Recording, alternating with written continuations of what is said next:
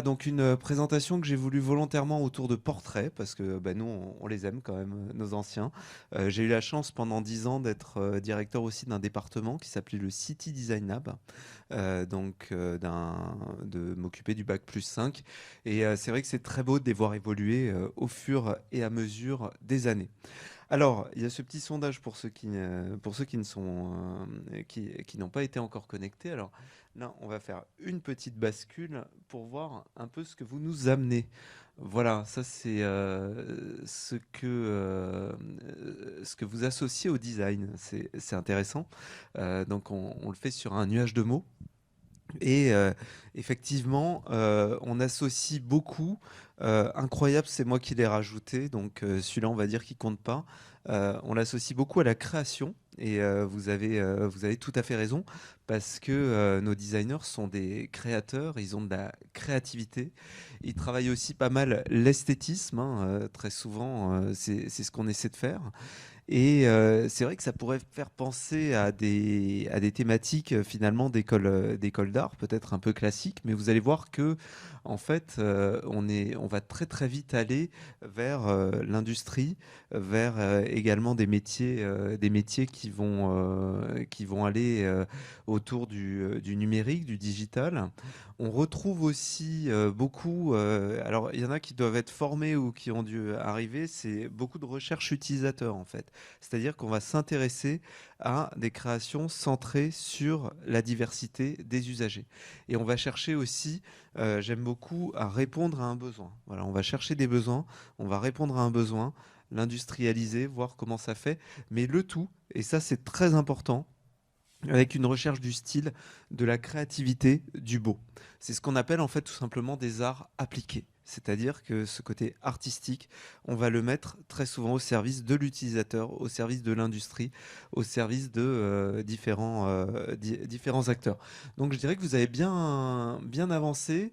Il y a la notion d'innovation, tous ces mots, on va y revenir et vous savez quoi, je vais les garder un peu de côté.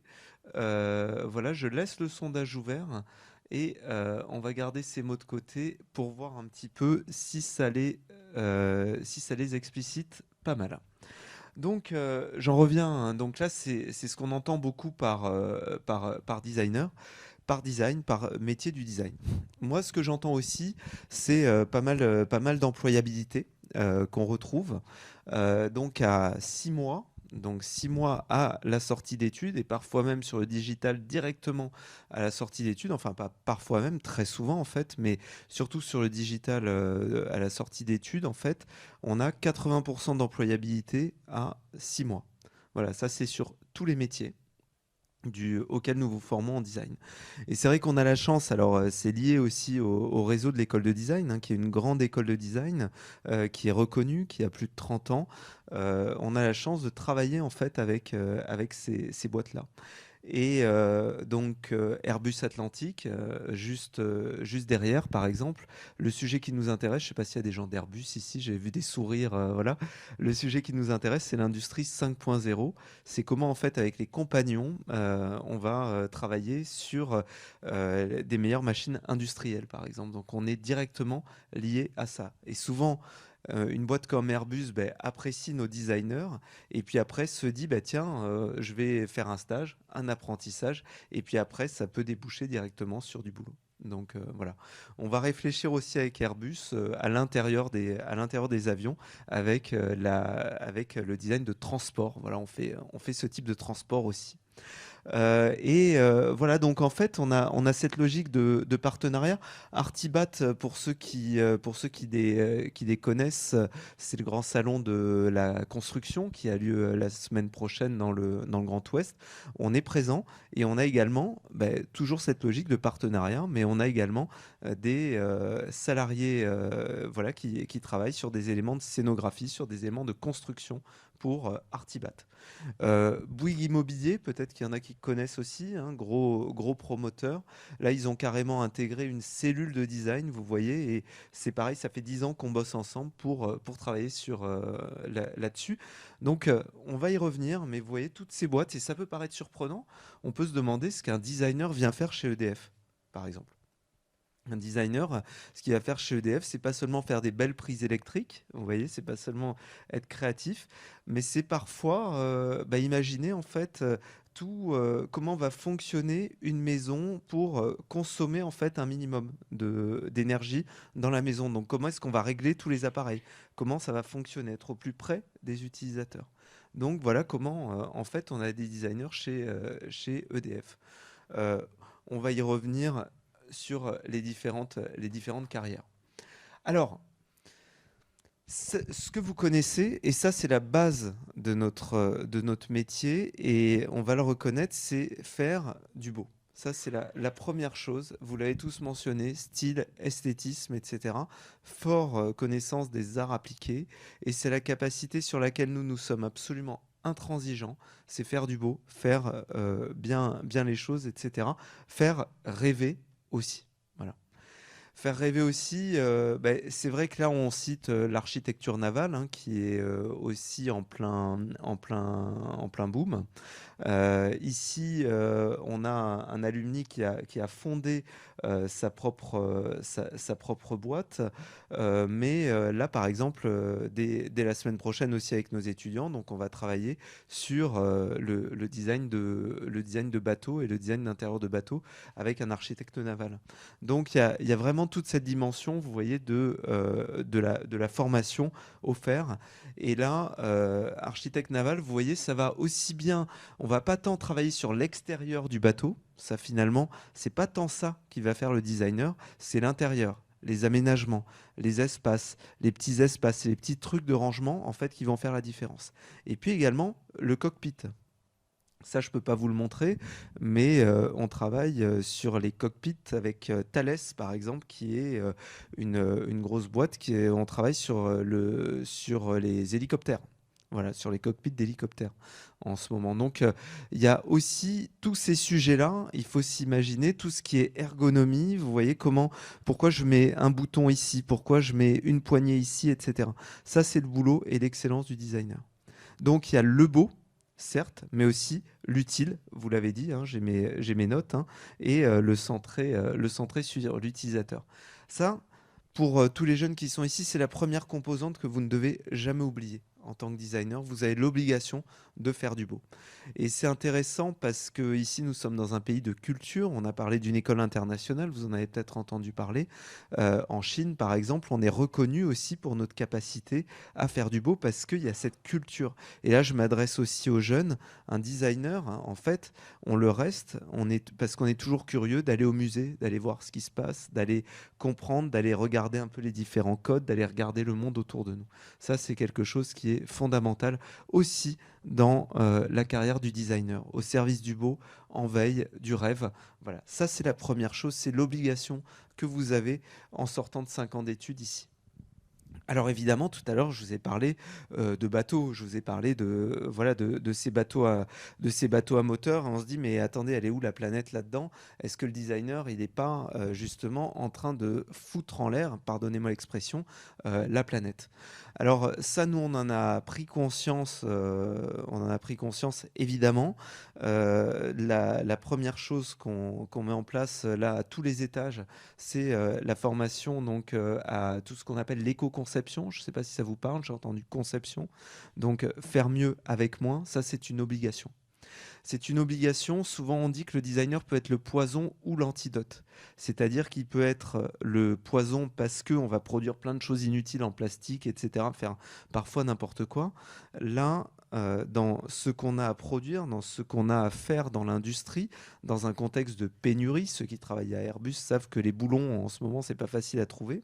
Dans un contexte de pénurie, en fait, on doit vraiment travailler différemment. Et c'est vrai que de plus en plus, on est challengé et de plus en plus, les designers sont challengés là-dessus. Donc ça, c'est quelque chose de très important qui fait que le métier du design, en fait, a de très beaux jours devant lui. Et voilà, parce qu'il faudra continuer à faire rêver, mais en faisant différemment. Je vous donne l'exemple de Jérôme Boissière, un jeune remarquable qui a été sorti, alors c'est un de mes anciens étudiants, mais c'est pas pour ça que je dis ça, il est sorti en 2000, 2019 et quelqu'un qui poursuit à la fois, et ça c'est intéressant, qui est dans une boîte à Marseille, mais qui poursuit aussi, tellement passionné, une carrière de designer indépendant. En fait, il fait les deux. C'est-à-dire qu'il a cette capacité de créer des objets industriels à Marseille et à côté de ses activités de peinture, etc., de garder un peu de temps de designer indépendant. Et là, il a fait un travail très intéressant pour Artibat, c'est de récupérer en fait différents objets extérieurs, différents objets de la filière bâtiment, et puis de les réutiliser pour faire des bacs, des choses comme ça que je ne peux pas encore vous présenter, mais qui seront présentées au salon Artibat très prochainement. Donc ça, c'est les grands défis du designer. Vous voyez, designer de produits, hein, c'est ce que vous présentez Arnaud Balduc en bas, ou encore Clément Livenet du DNMAD, mais il y a une dimension qui est très importante, qui est faire mieux avec moins, une dimension du designer, une responsabilité absolue du designer là-dessus. Et ça, il faut bien en être conscient. Et voilà, nous, on prend vraiment ce pari-là. Pour info, vous allez pu visiter nos ateliers maquettes. La plupart des maquettes qu'on fait même sont faites à partir de rebuts, de matériaux recyclés, de matériaux qui sont réutilisés, de réemploi, etc. C'est-à-dire qu'on forme les jeunes, on les sensibilise dès le début à ces enjeux-là. Voilà, ça, c'est une dimension sur laquelle il ne faut pas se manquer. De toute façon, voilà, c'est faire mieux avec moins. Donc imaginez faire beau, faire mieux. Ça commence à devenir intéressant sur ces enjeux du designer. Alors, il y a également quelque chose qui est un métier, qui est hyper intéressant, qui est en grand développement aussi, lié très fortement à l'industrie du luxe, mais je vais y revenir parce qu'il n'y a pas de mal aussi à travailler sur le luxe, qui est en fait le déploiement de concepts sur le monde. Ici, c'est Clémence Mahé, mais je pourrais en citer des centaines. Ici, c'est un des gros débouchés du design d'espace. C'est ce qu'on appelle le retail design. C'est la capacité, en fait, il y a des grosses boîtes comme L'Oréal, ça vous parle, ou comme Chanel. Chanel, je pense que ça parle à peu près à tout le monde, de déployer des concepts dans le monde entier, en fait. Une boutique Chanel, elle doit être à peu près, je dis pas la même, elle doit être à peu près la même, que ce soit à Paris, que ce soit à Beijing, ou que ce soit aux États-Unis, ou que sais-je encore. Donc, il y a vraiment ces enjeux de travailler là-dessus, de travailler dans des contextes internationaux, de déployer des boutiques. Mais des enjeux, là aussi je précise, c'est ce qu'on bosse en ce moment avec Chanel, des enjeux de réemploi, de réutilisation, d'éviter aussi de faire n'importe quoi. Donc là, il y a des enjeux qui sont intéressants, des choix des choix de matériaux, vous voyez, ça c'est le design d'espace, des choix de couleurs, des choix de lumière, des choix d'identité, de graphisme, de refléter la marque dans un espace, par exemple. L'architecture d'intérieur ou l'architecture, il y a aussi cette dimension qui est assez forte pour les particuliers, mais finalement, nos étudiants ne travaillent pas trop sur les maisons pour particuliers. Vous voyez, ça le fait aussi parce qu'on est reconnu par ce qu'on appelle le Conseil français des architectes d'intérieur. Mais voilà, moi, je veux vous donner aussi une réalité du métier du designer. La réalité du métier du designer aussi, c'est de déployer ces concepts, de les faire bien, de le déployer dans le monde entier. Voilà, ça, c'est aussi une des dimensions donc, du design d'espace. Design d'espace qui est présent absolument partout, où on conjugue du mobilier, etc. L'Agora, par exemple, que vous avez pu voir en bas, a été dessiné aussi avec le concours d'un designer d'espace qui s'appelle Patrick Jouin. Donc il y a à la fois le mobilier, à la fois la gestion des mobiliers. Il y en avait qui me parlaient d'utilisateurs. Bah, évidemment, il faut imaginer, vous voyez l'Agora en bas, on l'a imaginé avec les meubles qui vont bien, à la fois pour vous recevoir hein, là, les 400 que vous avez été aujourd'hui sur la journée porte ouverte, peut-être un peu plus, mais 400 que vous avez été sur la journée porte ouverte, mais aussi se mettre en configuration de travail quand il y a 1000 étudiants sur le campus. Donc, vous voyez, il faut réussir à conjuguer les deux. Ça, c'est le travail du designer d'espace, c'est le travail de designer au quotidien. Vous voyez, réussir à répondre aux usages, aux scénarios d'usage, dans des espaces qui sont de plus en plus ce qu'on appelle, pardonnez-moi pour le terme, plurifonctionnels. C'est-à-dire, ils peuvent être agora, salle de conférence, ils peuvent faire plein de choses dans la journée. Donc, il faut imaginer ça. Et là aussi, il y a des enjeux de durable parce que pourquoi pas, on pourrait imaginer aussi une boîte de nuit qui, le jour, fasse autre chose. Pourquoi pas dans un contexte particulier. Un autre exemple aussi très fort sur lequel nos designers travaillent beaucoup, ce sont des écoles qui deviendront ce qu'on appelle des îlots de fraîcheur. Je ne sais pas si vous en avez entendu parler l'été. Parce que quand il va faire trop chaud, etc., comment on va retrouver peut-être d'autres îlots de fraîcheur. Voilà, ça c'est, vous voyez, ça c'est des défis qui sont dans le cadre de ce qu'on fait dans le City Design Lab notamment, et que les designers dans les métiers sont amenés à franchir. Donc voilà, là, très grosse demande autour du designer de boutique. Et encore une fois, il y a vraiment cette question-là, donc ce qu'on appelle le retail designer. Mais il y a aussi quelque chose d'intéressant. Tout le monde doit connaître Decathlon, hein. Decathlon, on a là aussi la chance d'avoir pas mal de designers.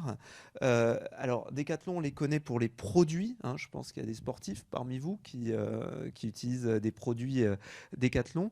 Mais là, ils ont eu l'intelligence en fait d'embaucher très vite des designers produits en fait et de travailler sur des objets très techniques et pas chers. Voilà. Donc le designer, il y a aussi ça, le côté très technique et pas cher. Vous voyez un peu la multitude de choses qu'il doit gérer quand même, hein, ce designer-là. Et puis après, vous voyez, ces produits-là, bah, il faut les mettre en boutique. Donc là, on doit les présenter peut-être différemment. Vous voyez ça, là, les grands étalages de rayons, bah, chez Decathlon, bientôt, ça existera moins, en fait.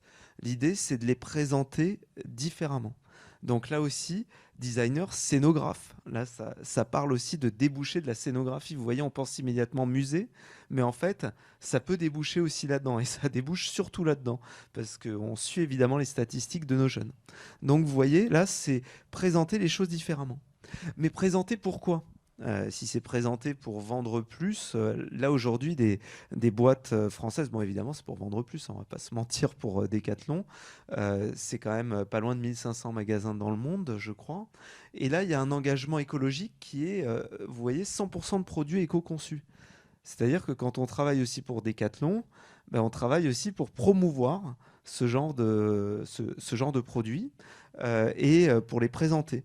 Et des produits durables aussi qu'on loue plutôt qu'on achète. Ça aussi, c'est intéressant de se dire que, bah, tiens, des palmes, je les utilise pas tout le temps, donc je vais plutôt les louer un moment et les remettre dans le circuit.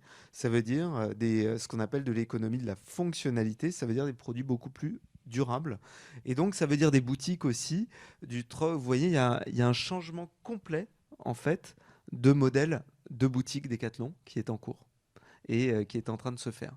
Et là, c'est fantastique parce qu'on a la chance d'avoir deux jeunes designers, notamment quelqu'un qui s'appelle Marie Balouet et Sixtine Puto, pour ne pas les citer, qui sont chez Decathlon et qui travaillent à cette révolution-là. C'est ce qu'on appelle le CX design. Alors, CX, hein, une invention, hein, ça on l'a pas encore au catalogue, mais c'est le Customer Experience Designer. Et en plus, vous voyez, on promeut, quand on bosse chez Decathlon, ce qu'on appelle l'active living. Je ne sais pas si vous en avez entendu parler de l'active living en tant que Nantais, pour certains d'entre vous.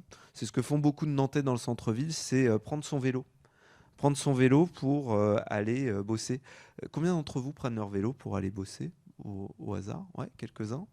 Voilà, donc ça c'est ce qu'on a. Vous êtes donc bonne nouvelle, vous faites ce qu'on appelle de l'active living, c'est-à-dire que en fait vous faites du sport sans le savoir. Et ça c'est très intéressant parce que Decathlon cherche à promouvoir ceux qui font du sport sans le savoir. Et il faut trouver les bons habits, les bons vêtements, les bons trucs, etc. Et ça c'est un énorme sujet de design. Donc voilà pourquoi Decathlon a de très beaux jours devant eux et voilà comment le designer en fait est change maker. Vous voyez, c'est pas seulement un comment dire un slogan change maker et game changer. C'est vraiment ce à quoi on bosse. Et vous voyez, on travaille aussi bien donc sur le produit que sur le comportement, que sur le changement de société. En fait, le truc minuscule que fait parfois le designer, ben, en bout de chaîne, ça fait des choses extrêmement importantes. Et en fait, au départ, quand vous êtes designer, vous commencez par exemple par travailler sur le produit, la chaussure. Et puis après, vous travaillez en fait au fur et à mesure sur la vision globale de Decathlon. Vous voyez, c'est-à-dire que vous dites, ah ben tiens, là-dedans, il y a un produit, il y a un magasin, il y a une boîte, etc. Il y a un peu tout ça qui va ensemble, et tiens, ça change la société. Ça, c'est ce qu'on appelle un designer stratège. Vous voyez, designer stratégique. On ne le fait pas tout de suite, mais on travaille au fur et à mesure là-dessus. Ça, c'est pour ce que fait le designer. Alors, vous avez entendu aussi beaucoup parler de ce qu'on appelle UX design, peut-être. Alors, UX design, là, moi, je me permets d'attirer votre attention en termes de métier du design. Aujourd'hui, c'est simple, il y a un constat cash, c'est qu'il manque 20 000 UX designers en France. Voilà, il y a vraiment cette étude où il y a une pénurie sur le marché du UX designer. Nous, c'est d'ailleurs parfois un problème parce que dès la troisième année, on s'est fait parfois un peu piquer assez vite par les boîtes. Voilà, j'attire vraiment votre attention là-dessus.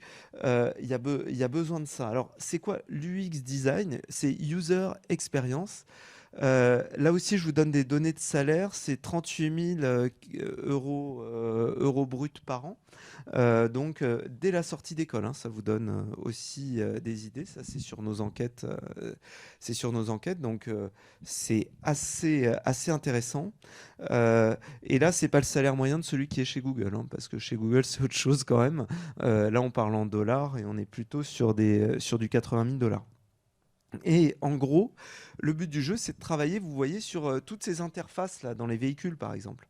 De travailler aussi, on peut imaginer, il y a un gros défi là que nous lance Stellantis en ce moment, c'est que en fait Stellantis vend moins de voitures, ça vous le savez, peut-être plus de voitures partagées et peut-être des voitures avec plein d'applications à l'intérieur. Et donc ces applications-là, vous voyez le fameux écran que vous avez là qui vous donne des informations, quelle info en temps réel, de quoi j'ai besoin, quand est-ce que je dois recharger, quelle est la borne disponible pour ceux qui ont des voitures électriques. Vous voyez, il y a plein de défis, plein d'infos. Ça, c'est ce qu'on appelle UX design. Et donc là, c'est toutes les infos sur écran qu'on peut imaginer, les infos en temps réel, etc. Là, il y a une demande considérable. Ça peut être aussi à Doctolib qui s'installe à côté, ça peut être aussi continuer à travailler sur l'appli. En fait, c'est faire en sorte, l'UX design, que pour avoir la bonne information, il faut moins de 3 clics, tout simplement. C'est comment je mets plein d'informations, mais comment j'évite d'y aller par un chemin, comme ça. Et donc, UX design, c'est en fait ce truc de se mettre à la place de l'utilisateur et faire le chemin le plus simple. Et donc, c'est souvent relié à ce qu'on appelle user interface, c'est-à-dire à l'interface aussi qu'il y a derrière, c'est-à-dire voir aussi comment on peut représenter les choses. Je ne sais pas si vous connaissez Lydia, qui est l'appli. Ça, c'est un autre de nos anciens. Donc ici, c'est Félix. Et c'est d'aller vraiment vers la simplicité d'un écran. Un peu ce que vous avez vu sur WooClap tout à l'heure, voilà, QR code, comment on fait. Ben, tout ça, c'est du design, en fait. Et c'est très aujourd'hui recherché parce qu'il y a ce besoin, vous voyez, à ce qu'on appelle du physique et du digital, ce qu'on appelle le figital, et donc comment on navigue de l'un à l'autre.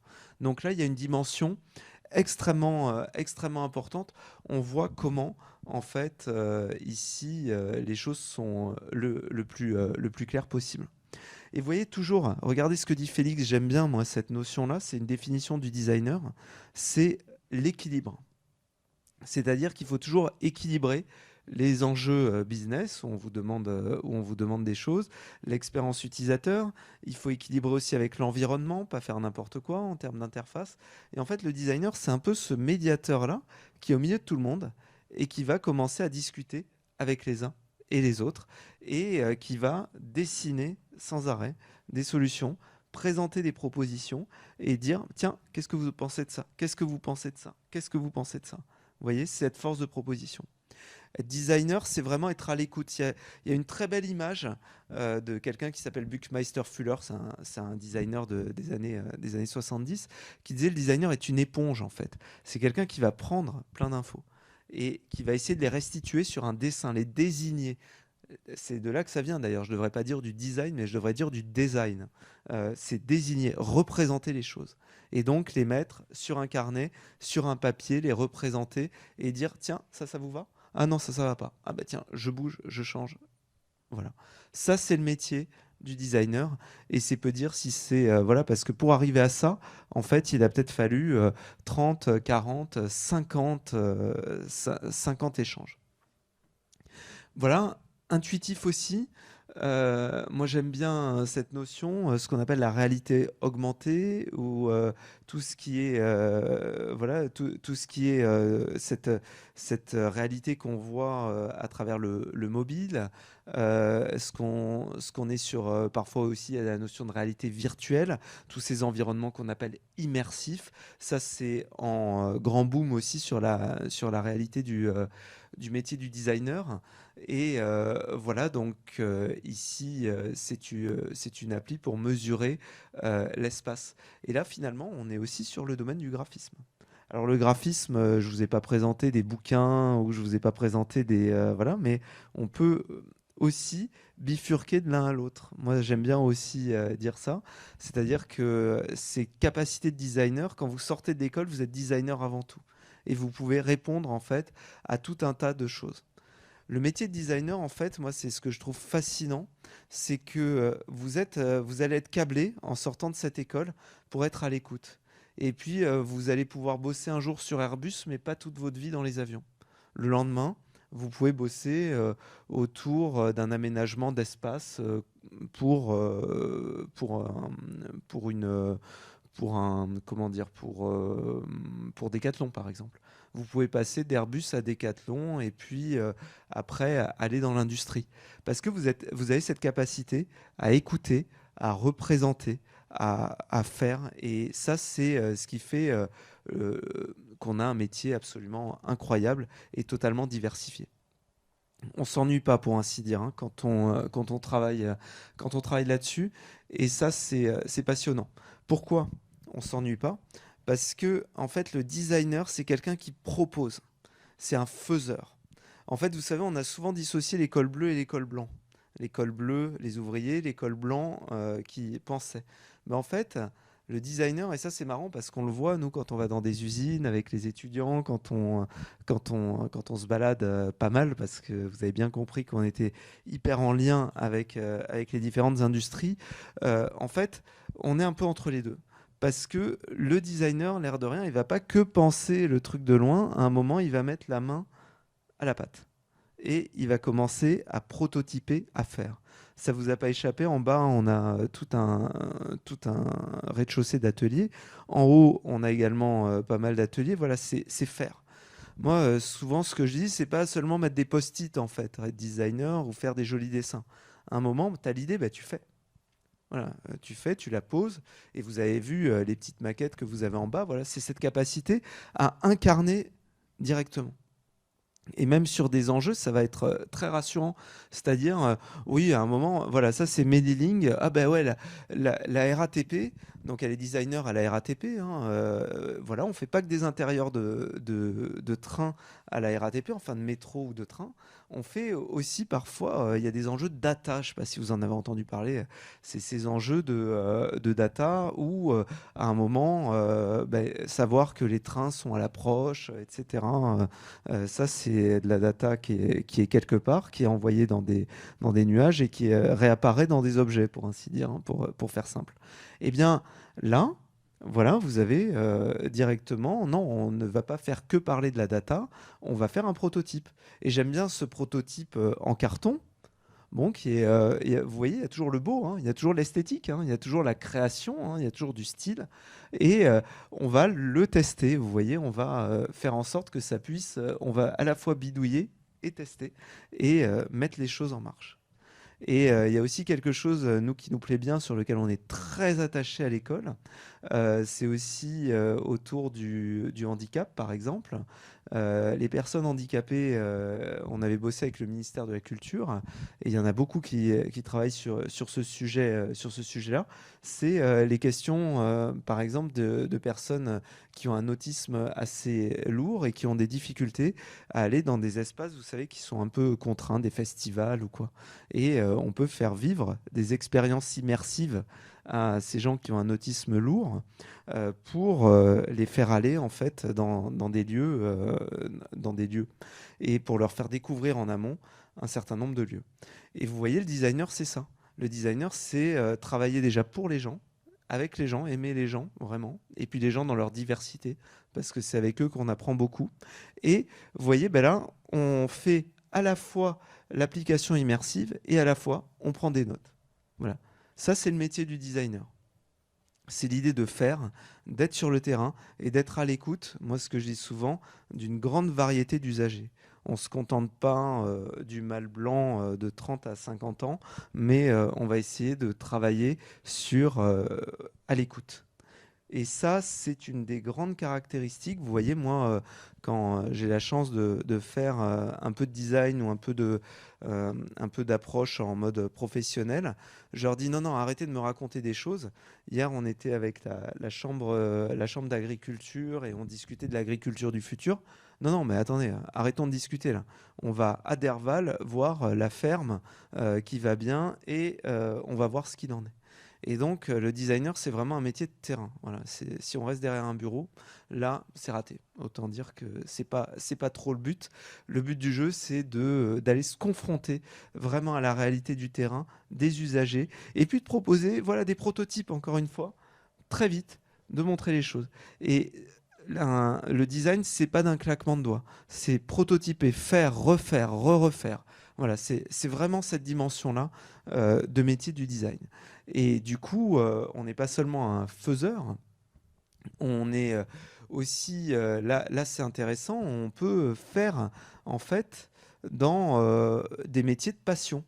On avait par exemple Aubin Ribéron qui était extrêmement porté sur la lumière.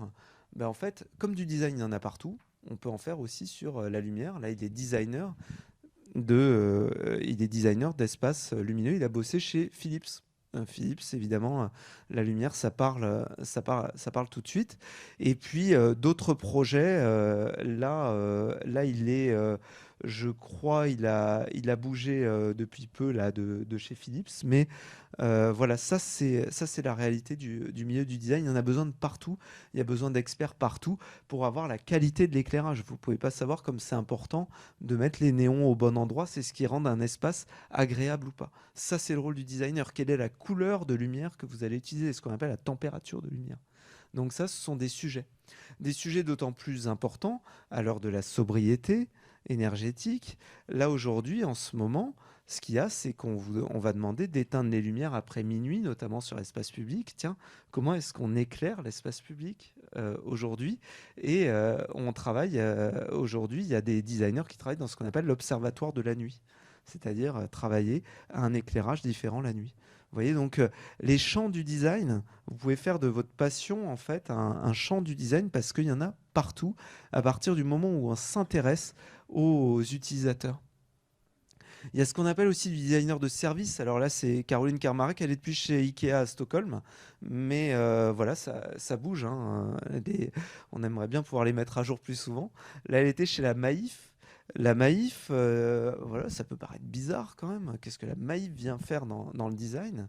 Et eux, en fait, la Maïf, ils assurent beaucoup au niveau des transports, de la mobilité, etc., hein, le modèle de l'assurance. Et en fait, ils se disent, mais avec les futurs véhicules déjà automatisés, etc., il va peut-être falloir faire autre chose que de l'assurance automobile, parce qu'ils seront peut-être paradoxalement plus sûrs. Et donc, il y a d'autres business models. Et en fait, bah, ils cherchent en fait d'autres manières de penser la mobilité, par exemple, et d'autres services où ils pourraient se situer. Donc le designer va s'appliquer en fait à voir, à réfléchir en fait à tiens, qu'est-ce qui pourrait faciliter la vie de l'usager. Et ici, c'est marrant, hein, c'est ce qu'ils ont développé, c'est un pass. Il y a un pass mobilité et ils bossent avec la Maïf, la ville de Paris, Europcar, plusieurs partenaires autour de une carte payée donc pour toutes les mobilités. Et vous voyez, ça paraît bizarre, hein, c'est du design. Ouais, on fait pas que la carte. En fait, on fait tout le service qu'il y a derrière. Tiens, comment est-ce qu'on va interagir? Comment on va payer? Comment est-ce qu'on va revenir vers les uns vers les autres? Qu'est-ce qui va être utile aussi pour l'usager? Et en fait, dans un monde qui devient de plus en plus complexe, où parfois on est obligé de prendre la voiture, plus le tram, plus autre chose, etc., eh bien, il y a besoin de plus en plus de designers pour faciliter l'expérience, en fait, pour faciliter ce qu'on appelle user experience, encore une fois, donc l'expérience utilisateur. C'est ce qu'on appelle aussi le design de service. En fait, on va d'un bout à l'autre faciliter les choses dans un monde évidemment de plus en plus complexe. Ça aussi, c'est intéressant. Un gros sujet, vous avez bien compris, qui va nous percuter de plein fouet, c'est le design et la santé, par exemple. On a été très, très challengé après le Covid, notamment par Nantes Métropole, autour de qu'est-ce qu'une ville favorable à la santé. Et vous voyez, là, c'est bizarre quand même, le designer qui va travailler là-dessus. Ben oui, le designer peut travailler sur une ville favorable à la santé. Pourquoi? Parce qu'il va interroger plein de personnes, il va interroger plein de services, parce que c'est pas que les médecins qui ont le privilège de la santé, ça peut être le service des sports, le service de la voirie, parce que c'est ce qu'on appelle l'active living, rappelez-vous ce que je vous disais sur Decathlon, ça peut être plein de choses en fait qui vont interagir avec une ville favorable à la santé. Donc là, bah, c'est le designer qui est cette espèce d'éponge cosmique qui va prendre un peu toutes les parties prenantes et qui va commencer à désigner, à montrer, à fabriquer, à prototyper une ville favorable à la santé. Plus prosaïquement, donc ça c'est être designer en santé et être designer dans un service public, dans une ville, il y a pas mal de choses à faire. Et puis ici, c'est une collaboration qu'on a eue avec et qui s'est transformée par des jobs. Vous voyez comment un designer peut faciliter l'expérience du patient dans un hôpital. Je ne sais pas si vous avez eu, bon, malheureusement, voilà, vous voyez bien que les services de santé, c'est quand même un petit peu compliqué en ce moment. Donc, comment est-ce qu'on va mieux l'orienter, mieux le guider, mieux travailler, mieux travailler. Et vous voyez toujours cette idée. Regardez, c'est ce que je vous explique en fait sur le designer qui est en fait qui va utiliser la maquette comme objet de médiation. Et donc, il va prendre des insights, des idées des uns et des autres pour pouvoir commencer à les coucher, améliorer l'espace. Voilà. C'est ça, être designer aujourd'hui. C'est ça, répondre en fait à des grands enjeux. Vous voyez, être au milieu de tout ça. Donc, c'est aussi ça la logique de notre bac plus 5. Vous voyez, c'est l'idée, on est très bon dans l'exécution, on est très bon dans l'esthétique, dans la beauté, mais on la met au service finalement de grandes stratégies, de grandes politiques, de grandes discussions, de grandes médiations.